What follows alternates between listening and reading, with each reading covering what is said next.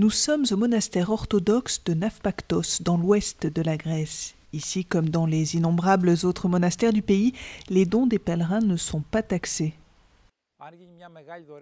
Si une réforme était introduite pour taxer les gros dons afin qu'une part revienne à l'État dans la crise que nous sommes en train de traverser, je ne trouverais pas cela si mauvais que ça. Il suffit que l'on ait un objectif commun.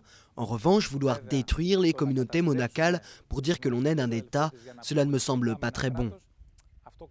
Car le monde ecclésiastique grec est sous le feu des critiques. La dernière réforme votée par le Parlement, un impôt immobilier payable par tous les propriétaires, épargne les possessions de l'Église qui ne sont pas mises en location.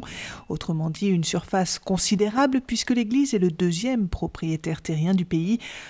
Outre les dons, l'Église touche de nombreux revenus. Vente d'icônes, séjour de pèlerins dans les monastères, quêtes dominicales.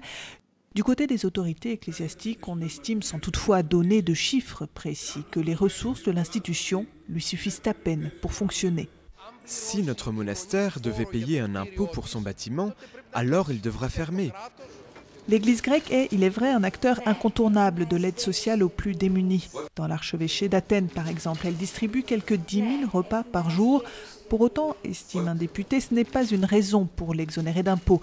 Il est l'un des rares à avoir soulevé la question au Parlement. Non seulement l'Église ne paye pas conformément à ce qu'elle possède, mais en plus de ça, elle est payée. C'est-à-dire que les évêques, les sacristains, que sais-je encore, les prêtres, les théologiens, les prêtres soldats qui sont dans l'armée, tous sont payés par l'État.